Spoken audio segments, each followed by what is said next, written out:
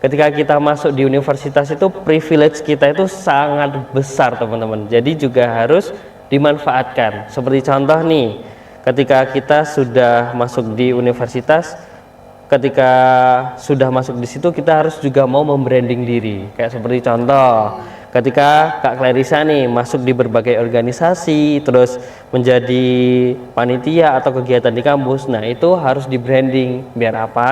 Kalau aku pribadi ya, itu hal yang akan menjual diri kita ketika mau bekerja. Ya seperti itu. Karena aku pernah dapat pernyataan juga yang disampaikan oleh HRD, karena dulu juga sempat ngobrol-ngobrol walaupun masih mahasiswa, tapi ngobrolnya sudah dengan orang-orang seperti itu. Jadi media sosial kita itu salah satu yang akan dilihat ketika kita akan bekerja. Nah mungkin kalau dari CV, dari surat lamaran pekerjaan, itu yang kita yang dari HRD ketahui terkait dengan kita yang tertulis, cuman di media sosialnya seperti apa, kayak gitu. Jadi itu adalah salah satu poin plus juga nanti akan dinilai dari HRD, karena itu nanti juga akan berpengaruh bagaimana si personal ini membawa perusahaannya juga. Jadi kayak membranding lah, kayak gitu. Nah terus bagaimana cara untuk tidak merasa cemas ya terhadap orang lain di dunia personal branding. Nah itu sebenarnya kita harus menyadari diri sendiri dulu. Sebenarnya kita cemas ini karena apa? Karena ketertinggalan kah? Atau karena kita males aja? Nah kalau kita merasa ketertinggalan, ayo kita mulai perlahan jalan, ya jalan untuk mulai dari branding lah. Kalau yang kita pandang dari personal branding dari orang lain, baik di Instagram maupun di TikToknya. Nah itu kita harus perlahan mulai. Nah terkadang itu mungkin generasi sekarang ya Kak Claire ya, kemarin tuh sempat ngobrol juga, kenapa kok Instagram first kamu itu lebih sepi postingannya daripada second kamu. Nah ya kan, betul. Nah itu sebenarnya agak bingung juga sebenarnya. Kalau di second itu aku lebih bebas, di second itu aku lebih pede aja, sedangkan di first itu cuman sebagai apa ya, formalitas. Bahkan kayak contoh mungkin ucapan ulang tahun, ucapan sempro, ujian dan sebagainya, jadi dibuat untuk formalitas saja. Cuman ketika di second dia tuh merasa bebas, leluasa, karena kan di second kalau nggak salah ya identik dengan pengikutnya bisa dikontrol siapa aja yang bisa masuk, ya kan. Nah kalau di first kan mungkin ada yang bisa mengontrol, ada yang enggak karena buat branding. Nah kalau menurutku pribadi sebenarnya ini mungkin point of view dari laki-laki ya, karena laki-laki kan kalau aku pribadi IG mungkin cukup satu, enggak sampai akun yang banyak banget, enggak. Mungkin akun banyak banget itu sebagai admin ya, admin di organisasi, admin di sebuah komunitas apa seperti itu. Kalau untuk pribadi cuma satu aja. Nah jadi di situ aku juga sudah mau mulai nih terkait branding. Biar apa? Biar aku nggak terus merasa ketinggalan. Seperti contoh kayak gini, Kak Clarissa sudah mulai branding sejak lama nih. Nah otomatis kan aku punya pandangan, sebenarnya aku bisa seperti dia, dan banyak sekali dokumentasi kegiatan pentingku nih, baik di kampus maupun organisasi. Kalau aku cuman pendam di galeri kan nggak ada yang bisa melihat nih sebagai tambahan value-nya. Nah di situ harus mulai nih perlahan aja, nggak apa-apa, walaupun itu postingan lama, postingan tahun kemarin, nggak apa-apa, posting aja, daripada nanti semakin numpuk dan nggak mau menguploadnya, kayak gitu. Itu adalah lingkaran setan mungkin ya di orang-orang yang nggak belum bisa memulai branding dirinya, kayak gitu. Jadi kalau menurutku pribadi untuk mengatasi kecemasan mungkin pandangan dari diri kita ke orang lain terkait sosial media, itu mau nggak mau kita juga harus refleksi diri. Kita nggak maunya itu karena malu atau seperti apa, dan juga harus mau memulai untuk membranding. Seenggaknya itu di feednya itu adalah fotonya ya, atau enggak di highlightnya, kayak gitu. Jadi biar kita tahu nih, orang lain mengetahui kita, ternyata kita juga sekeren ini loh, ternyata kita ini punya value seperti ini, kayak gitu kalau menurutku. Iya Kak, karena aku sendiri kan juga kayak ngerasa gimana ya, ini first kok aku tata gimana ya kan gitu. Soalnya kalau ini kayaknya kurang gini deh, kurang musik banyak banget yang makanya itu kayak cemas banget mau upload ini, terus ada kayak pemikiran nanti orang lain mandang aku kayak gimana kayak gitu.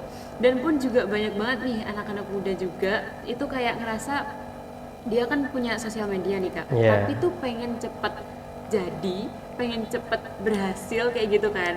Pengennya tuh apalagi kan di TikTok sekarang itu aku pengen buat TikTok nih, tapi satu mungkin satu dua atau tiga kali upload itu kan mungkin viewersnya kan masih sedikit Iya. atau enggak berapa gitu, tapi mereka tuh pengen banget ya sebenarnya bagus ya kak yang punya Iya. ambisi gitu kan, tapi mereka kayak merasa kok nggak bisa seviral itu ya gitu, sekali viral terus mau upload video lagi itu kayak kok nggak viral yang video sebelumnya kan kayak gitu ya kak ya. Nah banyak nih anak muda yang punya ambisi besar tapi tuh realitanya tuh kadang nggak sesuai sama apa yang mereka rencanain tuh kak, tapi itu kan jadi muncul rasa kecewa gitu kan. Itu kalau menurut Kak Dian wajar ya sih kak? Oke, wajar apa enggak ya? Iya. Mungkin yang disampaikan Kak Clarissa tadi teman-teman relate mungkin ya. Iya oke. Pengennya sekali branding, sekali upload video langsung viewsnya 1 Views 1 juta. juta. Mana mungkin ya. Apalagi followers kita kecil, terus juga kita dalam membuat konten itu enggak apa ya istilahnya enggak menjual kayak itu kan enggak bisa. Nah, dari hal itu kan bisa kita lihat sebenarnya itu kita maunya secara instan kan. Iya. Nah, sedangkan teman-teman banyak di luar sana itu prosesnya itu diam-diam, tapi mereka munculnya itu mungkin 3 sampai 4 bahkan sampai 7 tahun baru terlihat. Seperti contoh nih, ketika teman-teman melihat katakanlah Kak Clarissa, aku sebagian Kak Clarissa lagi. Oke. Nah, kita lihat itu Kak Clarissa, wah ternyata dia keren banget ya. Seinstan itu langsung posting ini. Nah, sebenarnya yang tidak kita ketahui itu adalah proses dia semenjak mungkin semester 1 sampai semester sekarang. Sebenarnya dia itu di semester bawah itu sudah apa ya? Sudah membangun fondasi seperti apa sampai sekarang. Jadi, nah, biasanya kan yang kita posting nih, Iya. mana mungkin yang kita posting pusingnya, nggak enaknya, nanti kan malah dibully ya, Iya. apa sih alay. Nah, Bisa kayak pasti yang kita posting adalah bahagianya, bagus-bagusnya. Namanya juga kemasannya, media sosial itu kan bagian kemasan dari diri kita di digital kayak gitu. Nah, jadi kalau menurutku seperti itu harus di ini ya, apa namanya langsung dipikirkan aja sebenarnya kita itu pengennya seperti apa kayak gitu. Nah, terus juga tadi pertanyaannya yang terakhir apa? Rasa kecewa, perasaan kecewa kalau nggak sesuai sama rencana nih kak, wajar nggak? Rasa kecewa tidak sesuai dengan rencana, wajar nggak? Ya, sebenarnya wajar-wajar aja sih karena tidak sesuai dengan rencana. Sebenarnya itu jangan dijadikan tolak ukur ketika gagal kecewa itu jangan. Jadi kita harus tahu nih seperti contoh ketika sudah merencanakan tapi gagal. Lebih baik merencanakan tapi gagal daripada tidak merencanakan tapi juga gagal.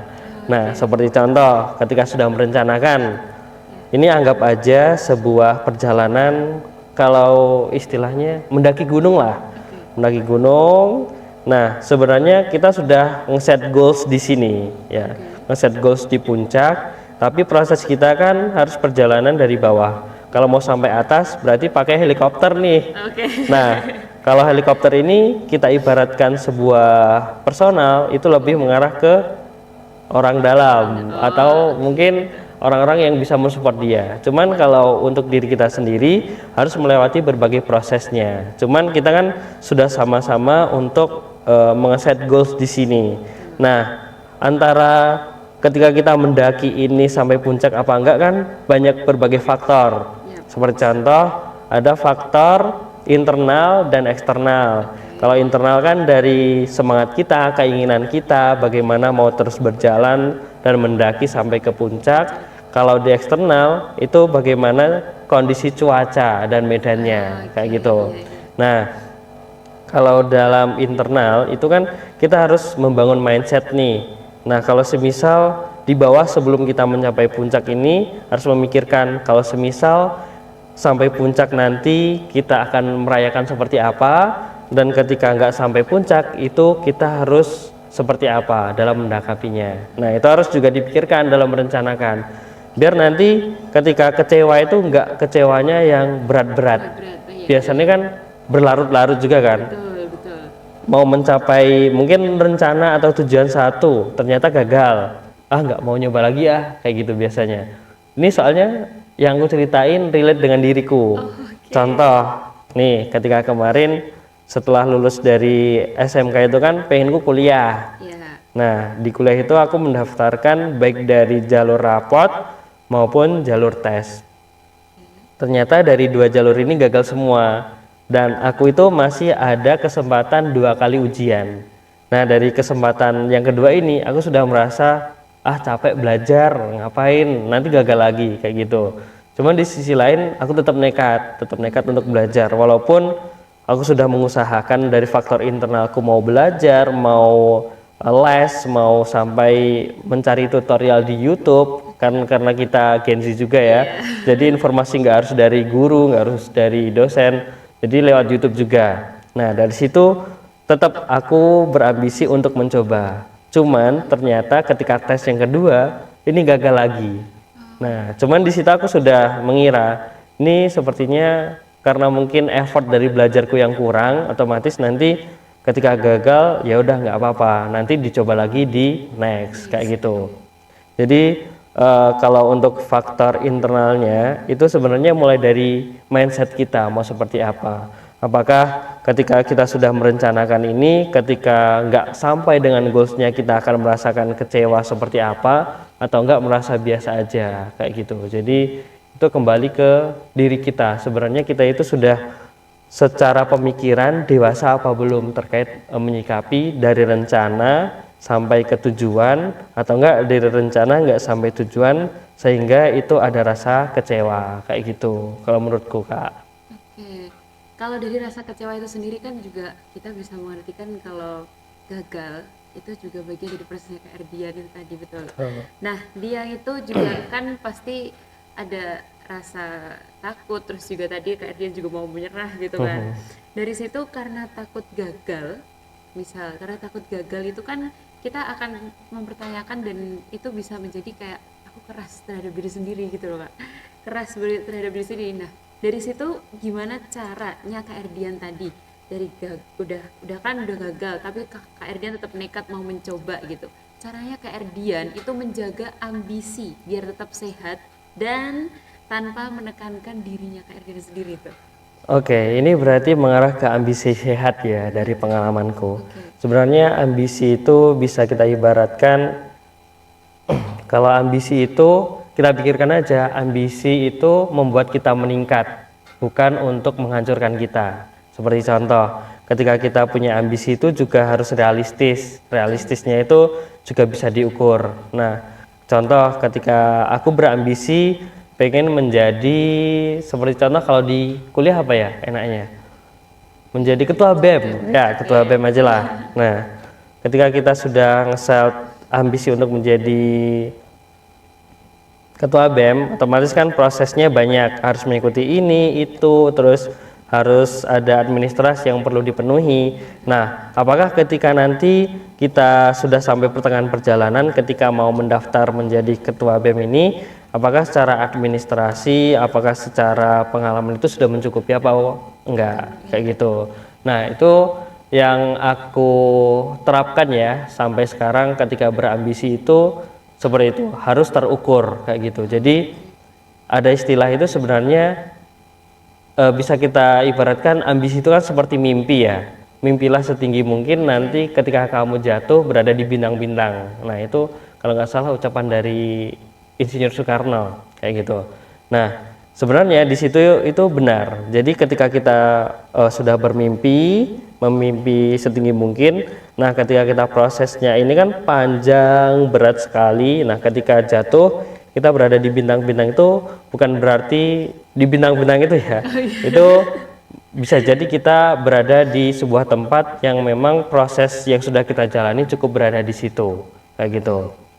Nah, seperti contoh ambisi, kalau menurutku sendiri ya sebagai pengalaman,